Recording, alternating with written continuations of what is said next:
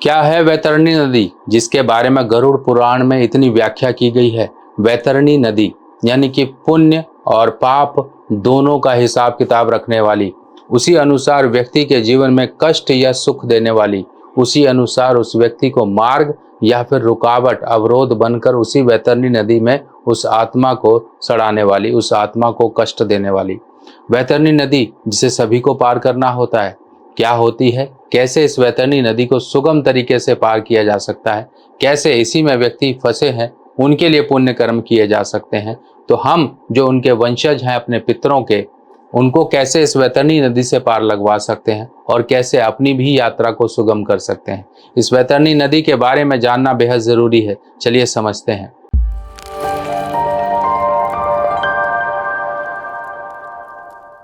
नमस्कार दोस्तों, मैं सुभाष शर्मा चंडीगढ़ से धर्म ज्ञान में आपका स्वागत करता हूं। दोस्तों, गरुड़ पुराण में व्यक्ति के जन्म से लेकर मृत्यु तक उसकी सारी की सारी जो घटनाएं हैं उसके बारे में विवरण मिलता है। गरुड़ पुराण में व्यक्ति की आत्मा किस तरह से भटकती है, किस तरह से उसे एक नया शरीर मिलता है, किस तरह से उस आत्मा की मुक्ति है, किस तरह से उस मृत्यु और जन्म के बंधन चक्र में किस तरह से व्यक्ति घूमता है और किस तरह के वो कष्ट उठाता है। इस जन्म में धरती पर जो जन्म लिया, इस जन्म से लेकर अगली जो यात्रा होती है, इस देह को त्यागने के बाद की यात्रा तक की उसमें जानकारियां हैं। और वहीं पर एक व्याख्या मिलती है वैतरणी नदी के बारे में। वैतरणी नदी, जिसे कहा जाता है कि पुण्य आत्माओं के लिए तो ये एक निर्मल जल की तरह हो जाती है, और जो पाप करने वाली जो भी व्यक्ति होते हैं उनके लिए यही एक खौलते हुए तेल के बराबर और हड्डियों और मांस से भरी हुई, एक खूंखार जानवरों से भरी हुई ये उसमें बदल जाती है। तो व्यक्ति के पाप और पुण्य कर्म ये दो ही व्यक्ति को वैतरणी नदी से पार लगवाते हैं या फिर उसी वैतरणी नदी में लंबे समय तक कष्ट भोगने के लिए छोड़ देते हैं। तभी कहा गया है गाय का दान, गौदान सर्व कहते हैं कि कल्याण करने वाला होता है गौदान। अब आजकल के समय में इसकी अहमियत को लोग थोड़ा कम समझते हैं, पर ये एक बेहद जरूरी है। गरुड़ पुराण के अनुसार जब शादी होती थी तब गौदान हो जाता था, जब हमारे घर में कोई पूजा पाठ कुछ होता था तब उस समय पर हमारे पुजारी गौदान करा देते थे। अब आजकल के समय में ना तो समय है, पुजारी आते भी हैं तो उन्हें भी पता है कि इनके पास समय नहीं है, ये पूजा को इस तरह से दिल से नहीं करेंगे या फिर गौदान नहीं करेंगे, तो वो भी कुछ नहीं बोलते हैं और जितना जो चीज होती है उस हिसाब से करवा के वो भी चले जाते हैं। उनकी भी मजबूरी है, आपकी भी मजबूरी है, पर इस मजबूरी के बीच में हमें हमारा ये दायित्व बनता है, हमारी ये एक जो है पहल बनती है कि हमें उस वैतरणी नदी को पार लगाने के लिए अपने पितरों की और अपनी यात्रा को सुगम बनाने के लिए गौदान जरूरी करना है। गौदान कहते हैं कि हजारों अश्वमेघ करने के बराबर गौदान का फल माना गया है।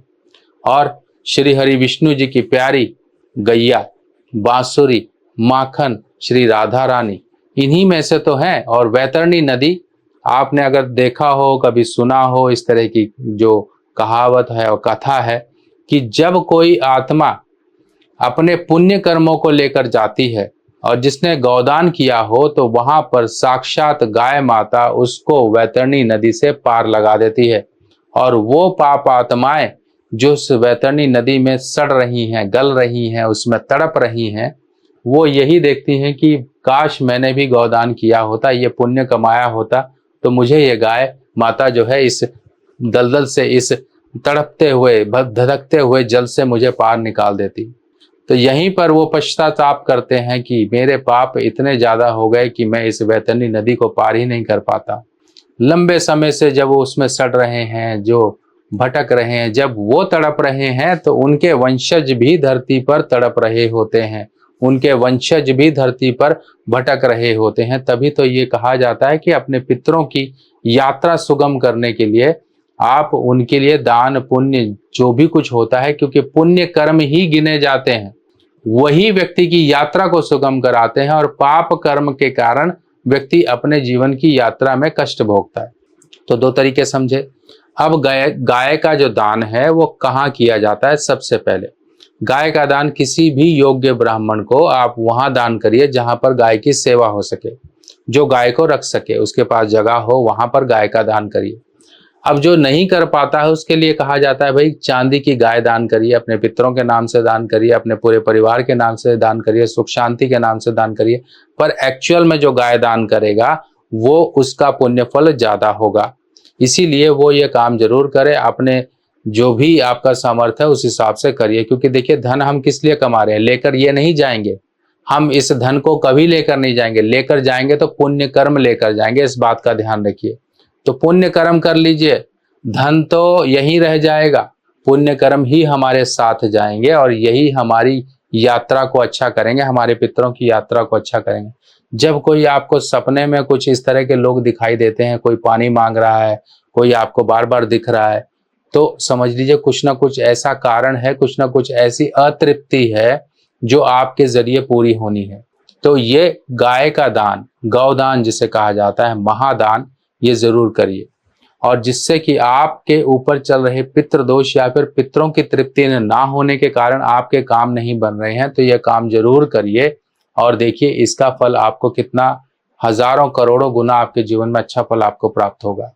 क्या आपको पता है आपके जन्मदिन पर आपके ग्रह बदल जाते हैं, यानी कि अच्छे ग्रह आपके जीवन में अच्छा फल देने के लिए आते हैं और बुरे ग्रह आपके जीवन में वो वर्ष को खराब करके चले जाते हैं। किसी ना किसी प्रकार की परेशानियां, दिक्कतें, दुर्घटना, बीमारी या फिर धन का नुकसान देकर जाते हैं। अगर हमें पहले ही पता लग जाए कि आपके इस वर्ष में आपके कुछ बुरे ग्रह आ रहे हैं, अगर हम उनका उपाय पहले ही कर लें तो उस वर्ष की परेशानियों से हमें निजात मिल जाती है। ये वर्ष फल का मतलब होता है आपके जन्मदिन से लेके आपके अगले जन्मदिन तक का एक समय, जिस समय में बुरे ग्रहों का उपाय किया जाता है। इसमें कुछ छोटे छोटे उपाय होते हैं जो कि आपको पूरे वर्ष आराम का जीवन, आपके जीवन में उन्नति और तरक्की के रास्ते खोलने में आपकी मदद करते हैं। आप अपने वर्ष फल को जरूर बनवाएं, क्योंकि वर्ष फल ही वो आपके जीवन में एक अहम भूमिका निभाता है जो आपके जीवन में आने वाली परेशानियों को दूर रखता है। अपने जन्मदिन पर कर लीजिए कुछ छोटे छोटे उपाय और पूरा वर्ष आप मजे का जीवन पाएं। वर्ष फल बनवाने के लिए आपको अपना नाम, बर्थ डिटेल मुझे देना होगा और आपकी वर्ष फल रिपोर्ट बनाकर आपको व्हाट्सएप पर भेजी जाएगी, जिसमें कुछ छोटे छोटे उपाय दिए जाएंगे। कुछ दान दक्षिणा या फिर कुछ